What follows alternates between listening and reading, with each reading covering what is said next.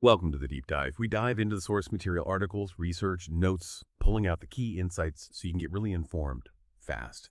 Today, well, we're looking at the incredible life of a true rock and roll giant.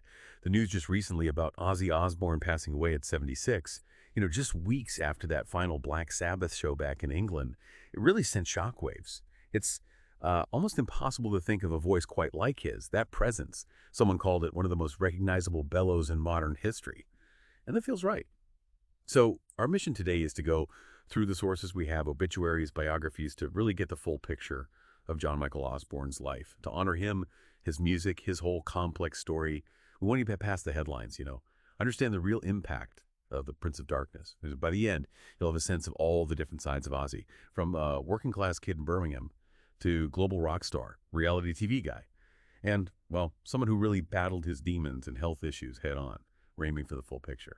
It's interesting, isn't it? Because Ozzy's journey, it didn't just add to rock history. He kind of tore up the rule book for what a rock star could even be. He wasn't that polished, distant figure. He was raw, vulnerable sometimes, almost an anti-hero maybe, embracing the flaws. And somehow that made him more relatable, I think, more enduring than maybe some others. It proved that being authentic, even the shocking parts, could create this really powerful connection. That's a great point. Yeah. When you think Ozzy, you just instantly hear it, don't you? That all board from Crazy Train, or even just him yelling Sharon, which became like a whole meme. His voice, that unique sound. And yeah, the shocking stuff he did on stage, it wasn't just him being famous. It really shaped heavy metal. The sound, how people saw it. He paved the way. Exactly. And that's where the whole Prince of Darkness thing comes in. It wasn't just, an act he put on for the stage. It felt deeply part of who he was as an artist, defined everything. He became this almost legendary figure. You couldn't separate the man from the myth sometimes. But, and this is key, it wasn't just the image. He backed it up. The music was powerful, innovative. That's why he won Grammys, why he's in the Hall of Fame. He wasn't just a persona. He was a real force. It's pretty wild when you think about where this global figure started. John Michael Osbourne, born in Birmingham, England, December 3rd, 1948. Really humble background, big working class family, post-war industrial England. He struggled early on, had dyslexia, left school at 15. It just shows, how far talent and that kind of sheer will can take you, no matter where you start. And right there, his early life takes this really unexpected turn. After school, yeah, he did these odd jobs, construction sites, slaughterhouse, even tuning car horns, apparently. But then he got into trouble. Arrested for petty theft, stealing a TV, spent a bit of time in jail. That's where he supposedly tattooed Ozzy on his knuckles himself. Could have gone a totally different way, right? A much darker path. But it seems like music, after he got out, it became his salvation. It literally pulled him out of that life and set him on this completely different course. Changed everything for him and, well, for music history, too. What a turn. And that salvation, it led straight to Black Sabbath. And they were just another band. They were pioneers. They basically helped invent heavy metal for the masses, right? Right. That sound was so heavy, so dark, nothing like it before. Those down-tuned guitars, the riffs, and Ozzy's voice on top, that kind of eerie wail. It captured something about that time, the late 60s. He broke out with them, and they just created this whole blueprint. Oh, absolutely. That early Sabbath stuff was groundbreaking. But then, came that really big public shift in his career. Even with all their success, Ozzy got kicked out of Sabbath in '79. The main story, everyone knows it, was the drug and alcohol addiction. It had just gotten too out of control for the band. It was a huge blow professionally. You'd think maybe that's it for some people, but this was Ozzy. It wasn't the end, not even close. It was actually like the start of something else. Not even close is right. It's amazing how he just turned right around from that massive setback and launched this incredible solo career. His first solo album, Blizzard of Oz, came out in 1980, just months after Sabbath. And it wasn't just a comeback, it was huge.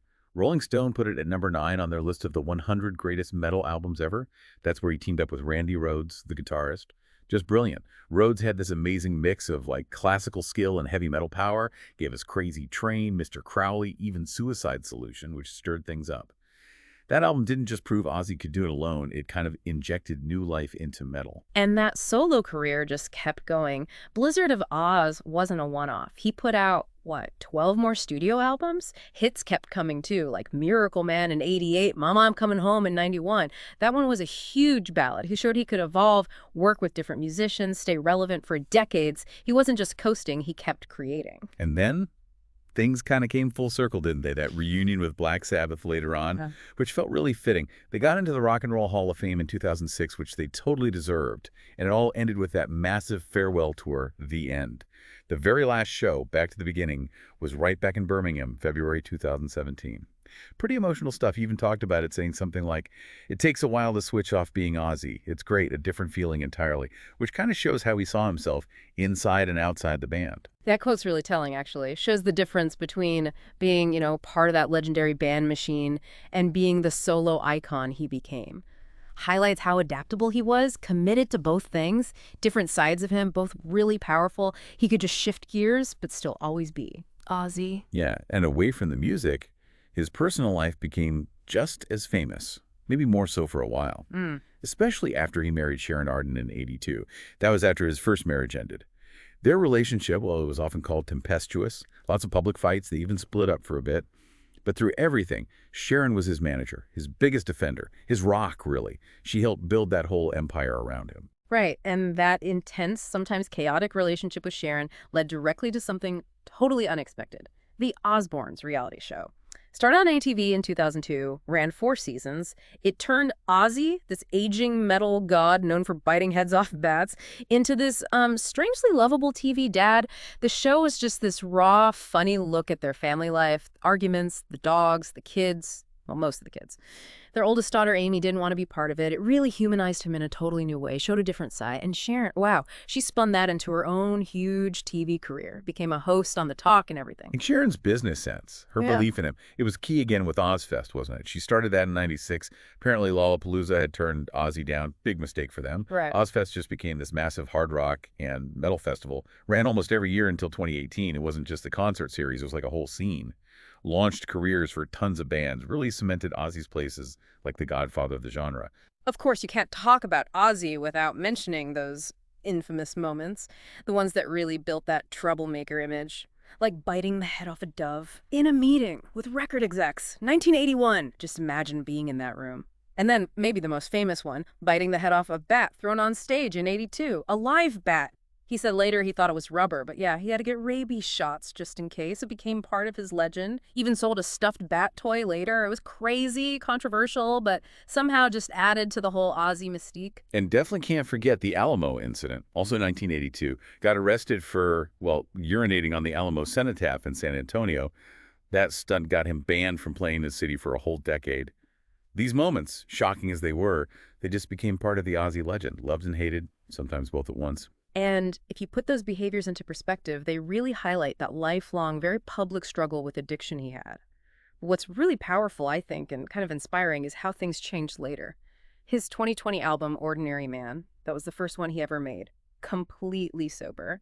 And he talked about it so openly, said something like, "I thought it was the drugs and the alcohol that made it all work. All I was doing for years is self-medicating because I didn't like the way I felt."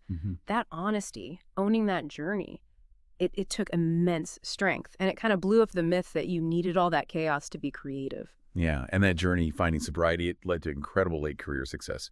His final album, Patient Number 9, from 2022, it wasn't just well-received, it was a hit. Got 3 Grammy nominations, Best Rock Song, Best Rock Performance, and he won Best Metal Performance for Degradation Rules. What a way to finish his recording career, Not just sober, but totally on top of his game, still getting awards. Just speaks volumes about his talent. It really makes you think about resilience, doesn't it? Because alongside all the fame and the wild stories, Ozzy dealt with serious health problems, especially later on. He got diagnosed with Parkinson's disease in 2019. That came after a bad fall where he said he screwed up all the vertebrae in his neck, needed major surgery. He kept it quiet for a while. But then, in true Ozzy fashion, just total honesty, he went public with it. January 2020 on Good Morning America. Oh. And his words were just so direct. "I'm not good at secrets. I cannot walk around with it anymore. I feel better now of owning up to the fact that I have a case of Parkinson's." That took guts. Sharing that vulnerability, especially for someone with his image, really helped fight the stigma around chronic illness, I think. He showed that even the Prince of Darkness could be vulnerable, and that was okay. Yeah. After that announcement, he had that big spinal surgery in summer 2020. He really wanted to get back on stage. And unbelievably, despite everything, the illness, the pain, he actually did manage a few more live performances. There was that one at the LA Rams game in 2022.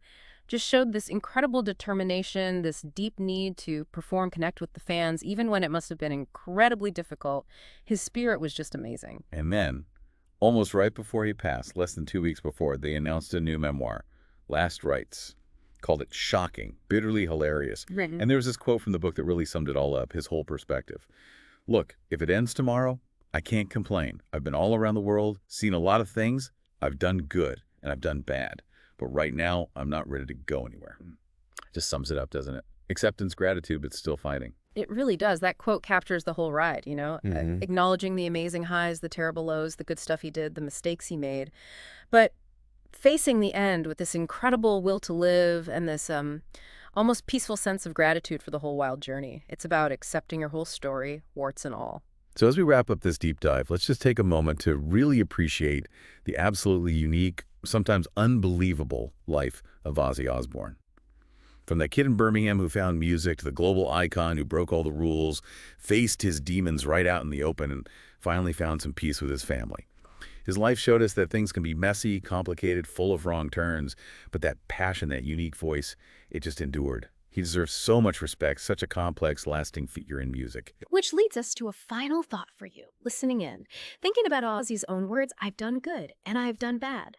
What does his whole story, his entire life, maybe teach us about resilience, about redemption, about the kind of impact one person can have no matter how bumpy the road? He lived his life so publicly, flaws and all, but with such energy. What stands out to you about the legacy Ozzy leaves behind? How does his story maybe make you think about facing challenges? Something to ponder. We'll catch you on the next deep dive.